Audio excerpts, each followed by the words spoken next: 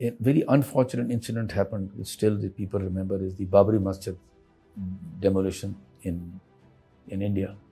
It created serious problems within the United Kingdom. And I met the community leaders and religious leaders and told them that, listen, what has happened in India.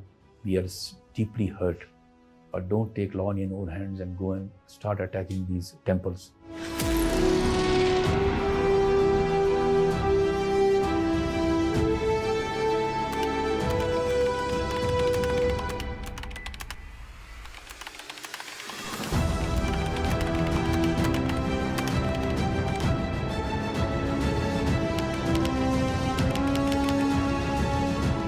My late father, Colonel Shahid Kiani, was a retired colonel. My mother was a school teacher. My mother was a big influence, and she said to me that the best thing would be to try your luck, as they say, for the Central Superior Services CSS exam. And when I appeared in 1979, it was, I think, October. The results of written and everything came out on the 1st of June 1980. I was 41 in Pakistan. It was a matter of joy and pride for me and my family. They asked me choice of languages, and I was Spanish and Italian. And then they told me that I would be leaving on the 10th of January 1983 for my English-Italian interpretation course, which was in Italian they say Università Italiana per Stranieri, Perugia, Italian University for Foreigners, Perugia, which is in the north. I was in Perugia, and Perugia is known for, very interesting, there are only 2 universities, and Perugina chocolate, if you go to the town, you will find it's made there. I spent about 9 months learning. September 1983, I was informed by my mission, and we used to, converse through letters, that I was posted as 3rd secretary and interpreter in our embassy in Rome. So I was there from September 83 to September 86. And during that period, it's very, I would say, historic. My ambassador was me, Abdul Wahid.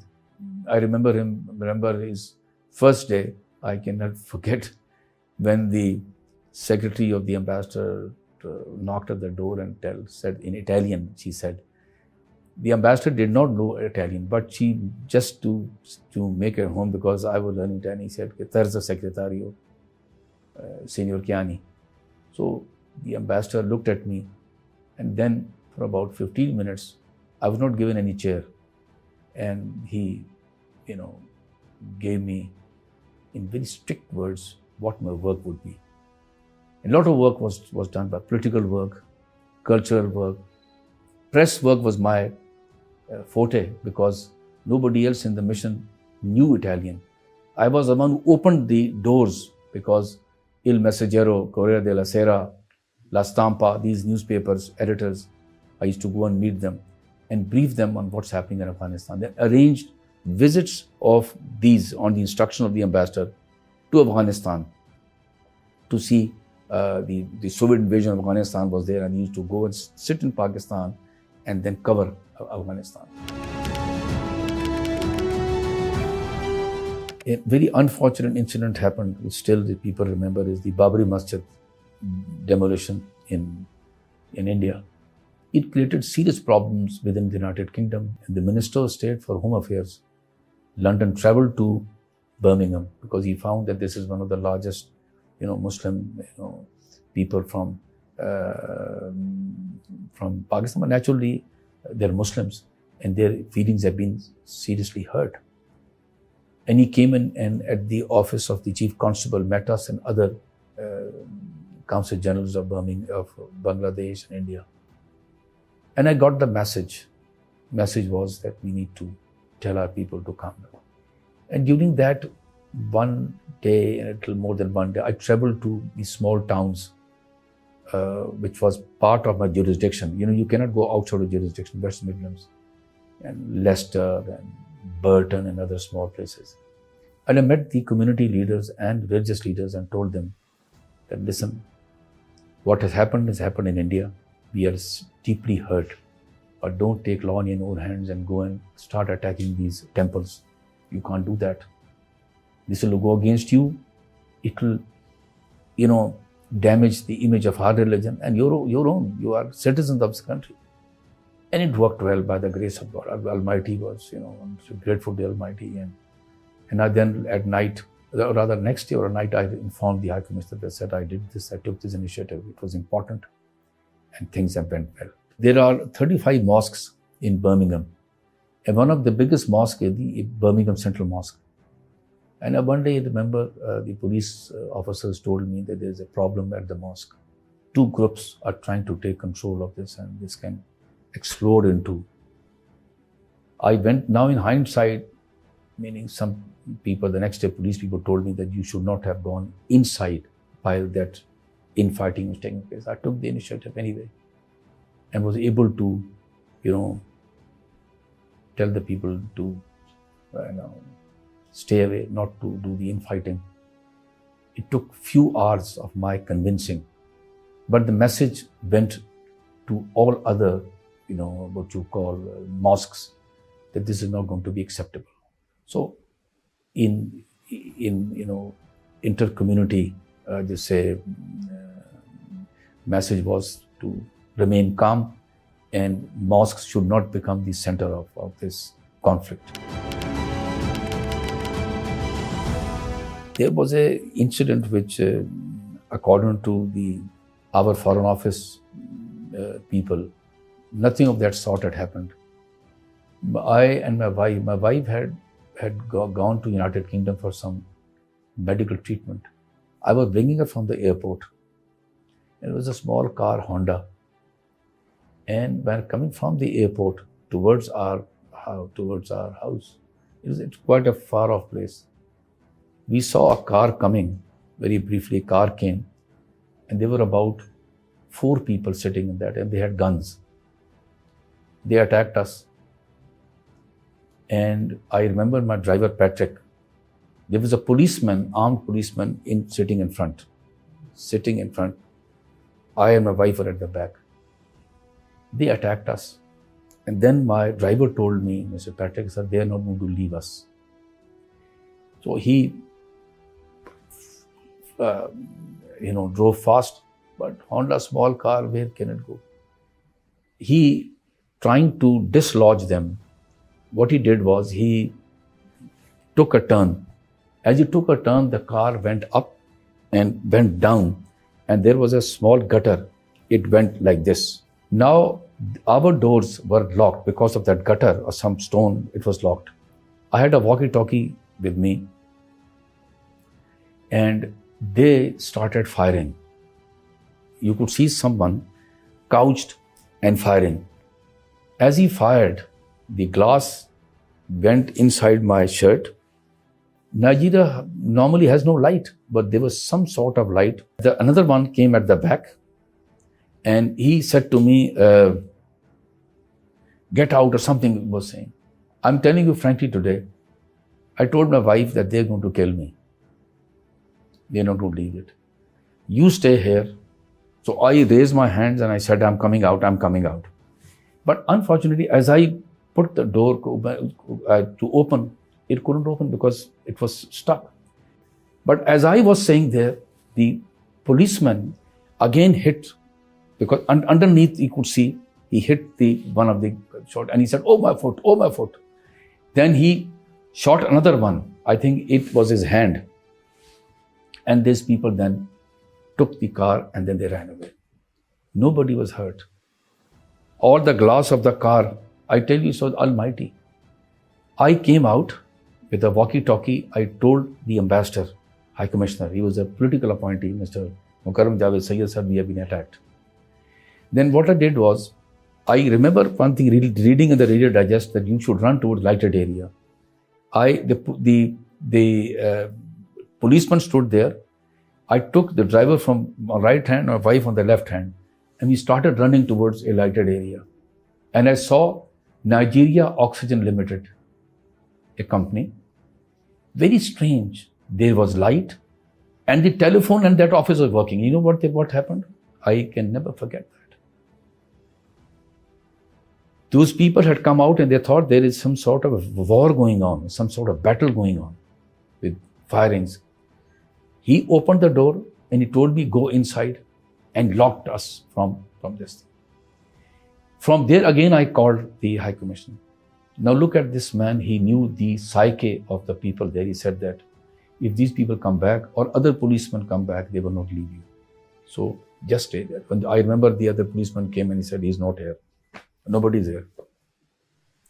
And then maybe after an hour or so, the extra policeman and the ambassador's car came and we went back. That car was towed back the next day, and most of the diplomatic missions came to look at it and said that it is Almighty who saved you. Otherwise, who can? If you look at the car, there were holes in the door and these glass. In Vietnam, I found that our relationships were challenging. There was a lot of Indian influence. You can't help it.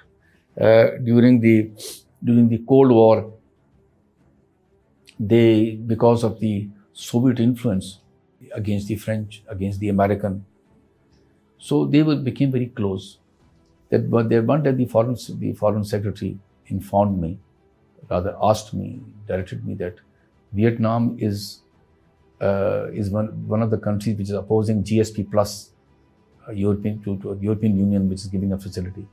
So I arranged a meeting with the Minister of Foreign Trade at that time. We had nothing to go about. At that time, my first secretary is now in India, Mr. Azaz Khan, told me, sir, what do you do?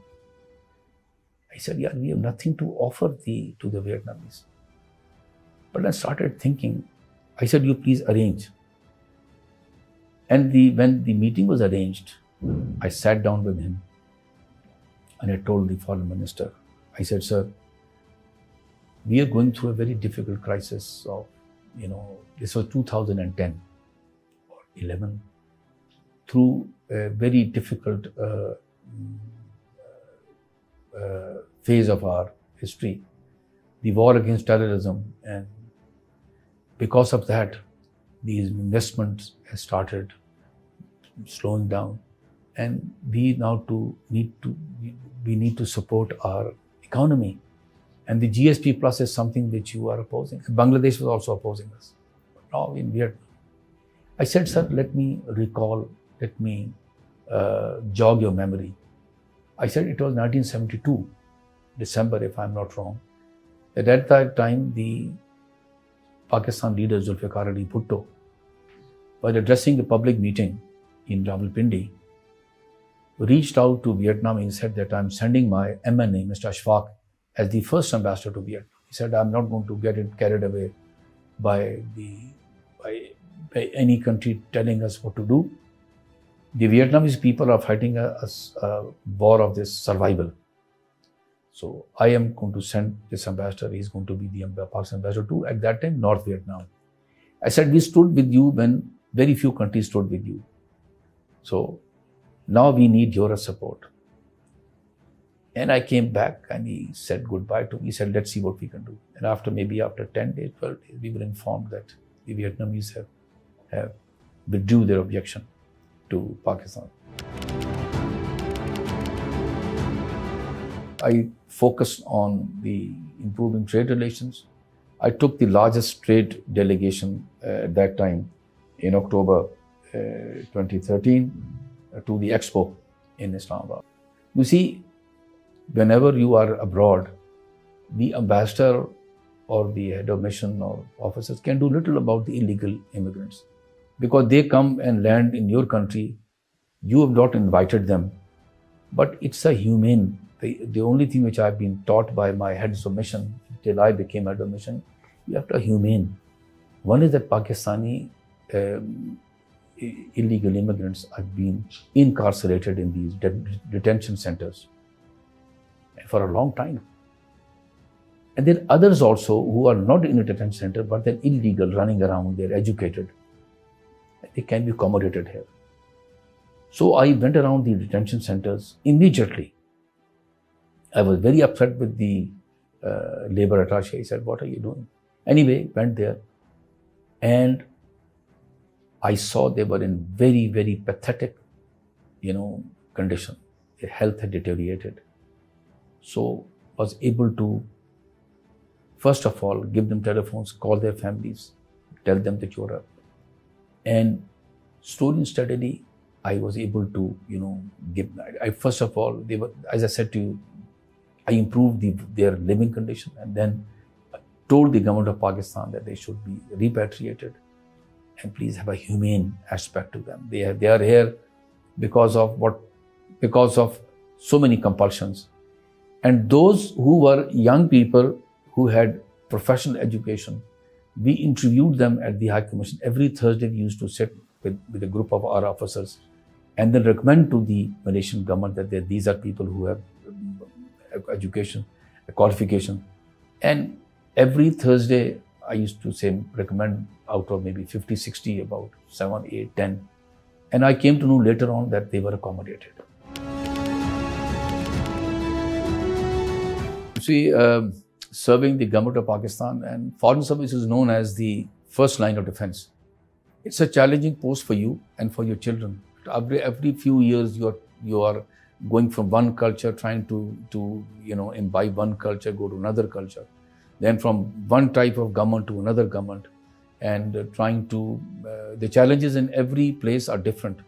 But the motivation is that you're trying to project the best image of your country and trying to project the soft image of your country. And in that, I can tell you, your wife and your children are a big support. And I was able to project, the best of our culture. Thank you for watching the full video. If you want to see more of such meaningful content, show your support by hitting the subscribe button.